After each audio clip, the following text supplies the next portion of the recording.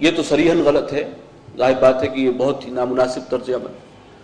لیکن یہ کہ آیات قرآنی سن رہے ہیں لیکن ان پر توجہ نہیں کر رہے، دھیان نہیں دے رہے، غور و فکر نہیں کر رہے، بس سن لیا اور سنی انسنی کر دی، یہ بھی نہیں. اہل ایمان ان سے تو اللہ کو یہی امید رکھتا ہے کہ وہ اللہ کی آیات سنیں تو پھر غور کریں، اسے سمجھیں، اس پر تدبر کریں، غور و فکر کریں. تو یہ ہے روش جو مطلوب ہے. عباد الرحمن جو ہے وہ اندھے بہرے ہو کر ان آیات کو جو ہے وہ سن کر ایک کان سے سنا دوسرے سے نکال دیا، یہ معاملہ نہیں ہے، بلکہ پھر غور و فکر کرتے ہیں، تذکر و تدبر کرتے ہیں. والذین یقولون ربنا هب لنا من ازواجنا وذریاتنا قرۃ اعین، یہ دعا ہے ان عباد الرحمن کی اور دلی تمنا ہے کہ پروردگار ہمیں عطا کر ہماری عورتوں، ہماری بیویوں اور اولاد میں سے ان کی جانب سے ہمیں آنکھوں کی ٹھنڈک نصیب فرما دے. اور ظاہر ہے یہ آنکھوں کی ٹھنڈک ان کے لیے کیا ہے کہ ان کی اولاد بھی اسی راستے پر ہو، اللہ کی بندگی، دین پر استقامت. تو ہماری اولاد بھی اس راستے پر ہو تاکہ ہماری آنکھوں کی ٹھنڈک بنے. وَجْعَلْنَا لِلْمُتَّقِينَ إِمَامًا، اور ہمیں متقین کا امام اور سربراہ بنا. اس کا ایک مفہوم یہ بھی ہے کہ ہم جن لوگوں کو دعوت دے رہے ہیں، تقویٰ کی طرف، ایمان کی طرف بلا رہے ہیں، پروردگار ہماری دعوت میں اثر ہو، وہ اس کی طرف آئیں اور ہم آگے آگے چلنے والے ہوں اور ہمارے پیچھے جو آئیں وہ بھی متقی ہوں. اور دوسرا مفہوم یہ ہے کہ اسی سیاق و سباق سے زیادہ جڑتا ہے کہ اولاد جو ہے وہ بھی متقی بندے اور بندیوں پر مشتمل ہو، اور قیامت کے دن جب ہم ہوں وہاں پر پیشی ہو، چونکہ ہر شخص جو خاندان کا سربراہ ہے وہ آگے ہوگا اور اس کی اولاد پیچھے ہوگی، تو وہاں پر ہم امام ہوں متقین کی. یہ نہ ہو کہ ہمارے پیچھے آنے والی ہماری اولاد، ہماری آئندہ نسلیں جو ہیں وہ فاسق و فاجر پر مشتمل. اولئک یجزون الغرفۃ بما صبروا، یہ وہ لوگ ہیں جنہیں بدلے میں ملیں گے بالا خانے، اور یہ بدلہ ہے اس کا جو انہوں نے صبر کیا، جو استقامت دکھائی ہے، دین پر ثابت قدمی دکھائی ہے. وَيُلَقَّوْنَ فِيهَا تَحِيَّةً وَسَلَامًا، اور خیر مقدم کیا جائے گا ان کا ان جنتوں میں دعا و سلام کے ساتھ. خالدین فیہا، وہ رہیں گے اسی میں ہمیشہ. حسنت مستقرا ومقاما، بہت ہی عمدہ جگہ ہے وہ، تھوڑی دیر قیام کے اعتبار سے بھی اور مستقل قیام کے اعتبار سے. قل ما یعبأ بکم ربی لولا دعاؤکم، اے نبی کہہ دیجئے کہ میرے رب کو تمہاری کوئی پرواہ نہیں ہے اگر تمہیں دعوت دینا پیش نظر نہ ہوتا. یہ اللہ نے مجھ پر ذمہ داری ڈالی ہے اور اللہ تعالیٰ تم پر اتمام حجت میرے ذریعے کرنا چاہتا ہے، لہٰذا تمہیں مہلت مل رہی ہے، ڈھیل مل رہی ہے، ورنہ میرے رب کو کوئی پرواہ نہیں. فقط کذبتم، تو تم جھٹلا چکے ہو. فسوف یکون لزاما، تو ان قریب وہ چیز لازم ہو کر رہے گی، یعنی عذاب کا کوڑا اب تم پر برسنے کو ہے. سورۃ الشعراء، اس صورت میں آپ دیکھیں گے کہ وہی 6 رسولوں کا ذکر ہے، اسی زمانی ترتیب کے ساتھ. حضرت موسیٰ علیہ السلام کا ذکر زیادہ تفصیل سے ہے، اور حضرت نوح، حضرت ابراہیم پر بھی ایک رکوع ہے اس صورت کے اندر. یہ مکی صورتوں میں خاصی طویل صورتوں میں سے ہے، اس کی 227 آیات ہیں. تعداد آیات کے اعتبار سے یہ سب سے بڑی صورت ہے، ویسے اپنی لینتھ کے اعتبار سے سورہ اعراف اس سے زیادہ بڑی. بسم اللہ الرحمن الرحیم. طاسین میم تلک آیات الکتاب المبین، یہ حروف مقطعات ہیں. طاسین میم. آئندہ جو اگلی 2 صورتیں ہیں ان کے آغاز میں بھی سورہ نحل ہے، اس کا آغاز بھی طاسین سے ہوا. پھر سورہ قصص ہے، اس میں یہی تینوں حروف طاسین میم، ان سے آغاز ہو رہا ہے سورہ قصص کا. اور ان تینوں ہی صورتوں میں حضرت موسیٰ علیہ السلام اور خاص طور پر ان کا جو واقعہ تھا، وہ جو عصا کا اژدہا بن جانے والا، اس کا ذکر ہے بڑے اہتمام سے.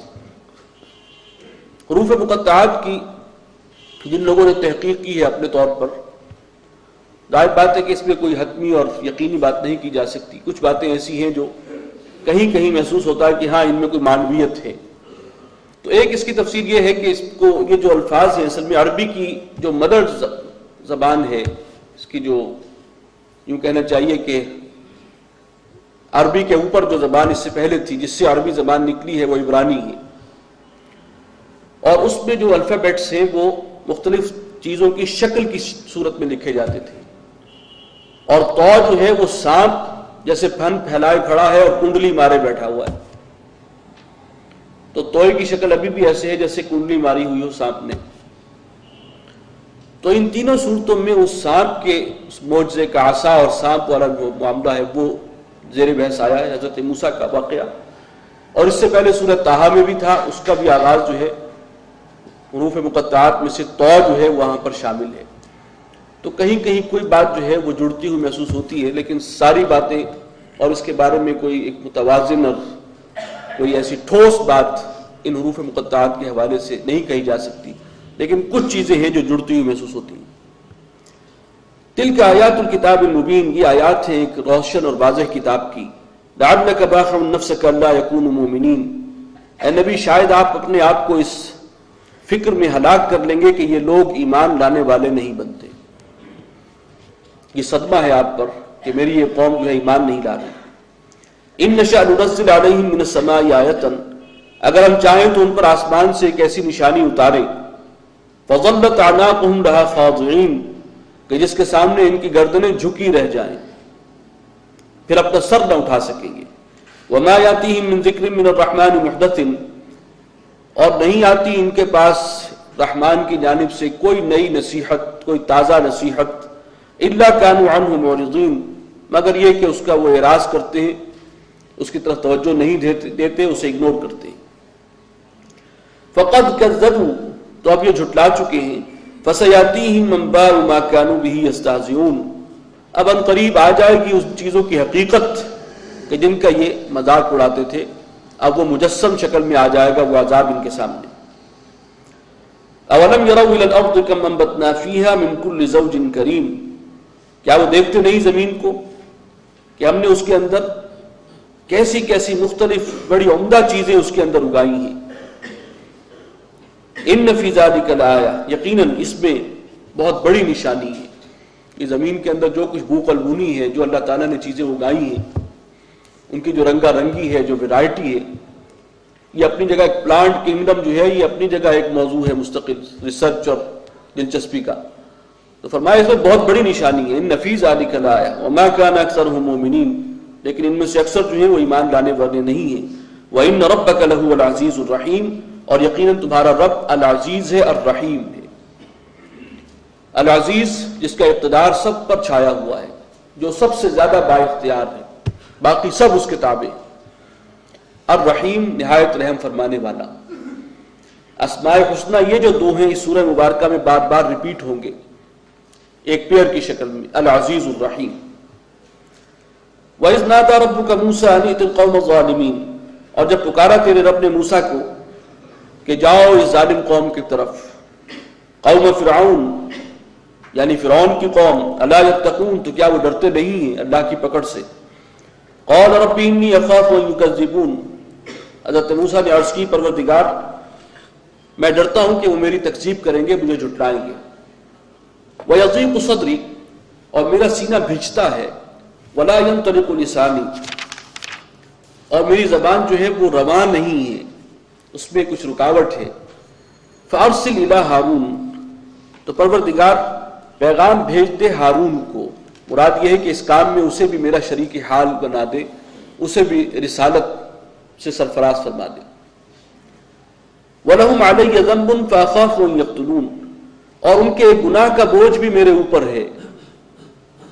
اس کا ذکر آئے گا اگلی صورت میں، بلکہ سورہ قصص میں تفصیل کے ساتھ، کہ وہ کیا معاملہ ہوا تھا جب ایک قبطی ان کے ہاتھوں، ایک مصری یعنی جو حکمران پارٹی ہے اس کا ایک شخص جو ہے حضرت موسیٰ کے ہاتھوں قتل ہو گیا تھا، تو اس کا بوجھ میرے اوپر ہے۔ فَأَخَافُ أَن يَقْتُلُونِ، اور اب مجھے اندیشہ ہے کہ وہ مجھے بھی قتل کریں گے جواباً۔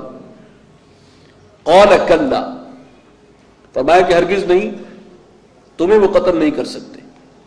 فَاذْهَبَا بِآيَاتِنَا، اب تم دونوں جاؤ میری آیات، ہماری ان آیات کے ساتھ، نشانیوں کے ساتھ۔ إِنَّا مَعَكُمْ مُسْتَمِعُونَ، اور ہم تمہارے ساتھ ہیں اور ہم سنیں گے جو کچھ بھی معاملہ ہوگا۔ فَأْتِيَا فِرْعَوْنَ، دونوں جاؤ فرعون کے پاس۔ فَقُولَا إِنَّا